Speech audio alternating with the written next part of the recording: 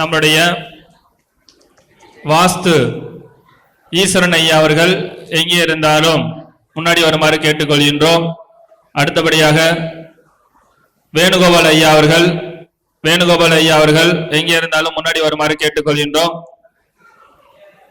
பாலச்சந்திரன் ஐயா அவர்கள், பரணி பாலகிருஷ்ணன் ஐயா அவர்கள் கொஞ்சம் முன்னாடி வரவேற்பு கொடுப்பதற்கு தயாராகுமாறு வரவேற்பு குழுவினர்கள் கேட்டுக்கொள்ளப்பட இருக்கின்றது. இன்னும் சிறிது நேரத்தில் திண்டுக்கல் சிண்டாஜி ஐயா அவர்கள் வருகை புரிய இருக்கின்றார்கள். அதற்கு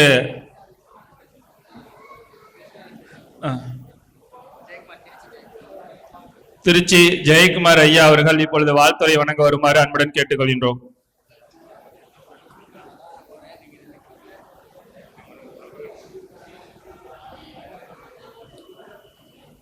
ஆதி விநாயகரே, கல்வி சரஸ்வதியே, செல்வலட்சுமியே, வீரபராசக்தியே, அழகு முருகா, கலைக்குருவி கிருஷ்ணா, கலை கொண்டு இருக்க வேண்டும். எல்லோருக்கும் எனது முதற்க நன்றியையும் வணக்கத்தையும் தெரிவித்துக் கொண்டு எனது அன்பு நண்பர் சகோதரருமான பிரகாஷ் அவர்கள் இந்த முப்பெரும் விழாவிற்கு கதாநாயகனாக இருந்து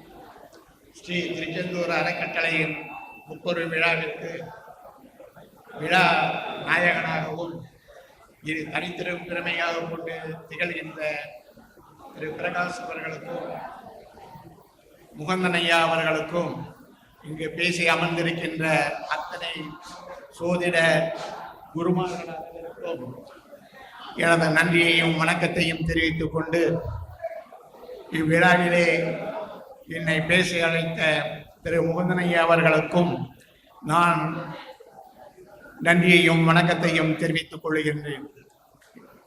இப்பொழுது ஏன் நான் இந்த சோதிடத்துறைக்கு வந்தேன் என்பதை முதலிலே உங்களுக்கு தெரிவித்துக் கொள்ள நான் கடமைப்பட்டு இருக்கின்றேன். நான் ஒரு பெரிய நிறுவனத்தில் பணிபுரிந்து கொண்டு இருந்தேன். அந்த நிறுவனத்தில் நான் ஒரு ஷிஃப்ட் இன்சார்ஜாகவும் தொழிலில் சிறந்தும் முழங்கிக் கொண்டு இருந்த எனக்கு சில குடும்பத்திலும் எல்லோரிடத்திலும் நல்ல பெயர் கிடைத்தாலும் எனக்கு வேண்டிய பொன்னும் பொருளும் எனக்கு கிடைப்பதில்லை. ஏன் என்று தெரியவில்லாமல் இன்னும் தடுமாறிக் கொண்டிருந்த நேரத்தில் எத்தனையோ சோதரர்களையும் எத்தனையோ அனுபவிக்கவர்களையும் கண்டு கண்டு பார்த்து நான் அவர்களிடம் ஒவ்வொரு இடமும் செலவு செய்ததுதான் மிச்சமே ஒழிய ஏன் இந்த துறையிலே நாம் தேர்ந்தெடுக்க கூடாது என்பதற்காக இங்கே நான் வந்தேன். இங்கு வந்து முதலாக நான் முதலில் ஆரம்பித்தது மாந்திரிக துறையை தான் எடுத்தேன். முதலில் சேலம் மோகன் செட்டியார், பொள்ளாச்சி சுகம் மோகன் செட்டியார் அவர்களின் சிஷியனான சிவகாசி ராமச்சந்திரன் அவர்களிடத்தையும் மற்றும் ஜான் கொல்லிமலையிலே இருக்கின்ற அவர்களிடத்திலையும் மாந்திரிகத்தை கற்றுக்கொண்டேன். அதன் பிறகு அதிலும் எனக்கு திருப்தி இல்லாத காரணத்தினால் நானும் இன்னும் பல குருமார்களை தேடி அப்பொழுது முதல் முறையாக நான் தினேஷ் அவர்களையும், வல்லரசு தினேஷ் அவர்களையும், பிரகாஷ் அவர்களையும் மற்றும் பாலசுப்ரமணியர்களும் எனக்கு நண்பராகவும் குருவாகவும் எனக்கு கிடைத்தார்கள். அவர்கள் மூலியமாக நான் இந்த துறையில் இன்றைய நான் கொடியேற்றி பறிக்கின்றேன் என்றால் அவர்கள் தான் எனக்கு காரணம். எல்லா வகைகளிலும் எனக்கு வெற்றியை தேடிக் கொண்ட அத்தனை குருமார்களுக்கும் எனது நன்றியையும் வணக்கத்தையும் தெரிவித்துக் கொண்டு பிரகாஷ் அவர்கள் ஒரே ஒரு தாந்திரிக தந்திரத்தை எனக்கு சொல்லிக் கொடுப்பார். எங்கு சென்றாலும் 2 பச்சை மிளகாயை எடுத்துக்கொண்டு நீங்கள் சென்றால் அந்த காரியம் நிச்சயம் வெற்றி பெறும். 2 பச்சை மிளகாயை எடுத்துக்கொண்டு நீங்கள் எங்கு சென்றாலும் வெற்றி அடையும். திரும்பி வரும் பொழுது வீட்டின் நின்று அதை தலையை சுட்டு தூக்கி இறங்கிவிட்டால் அது சரியாகிவிடும்.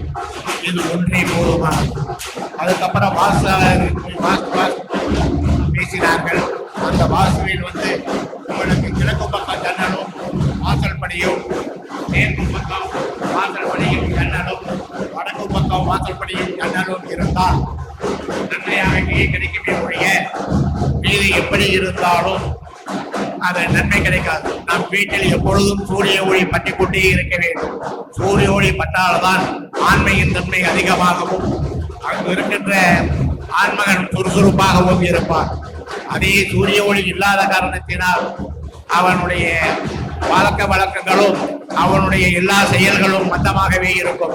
அதனால் நான் வீடு அமைக்கும் பொழுது சூரிய ஒளி படுமாறு எல்லா வகையிலும் அமைத்துக் கொண்டு எல்லா வகையிலும் நாம் செய்தால் நமக்கு நன்மை கிடைக்கும் என்று கூறி எனக்கு பின்னால் பார்க்க அனைவர்கள் இருப்பதனால் இத்துடன் எனது உரையை முடித்துக் கொண்டு நன்றியுடன் விடைபெறுகிறேன். நன்றி, வணக்கம்.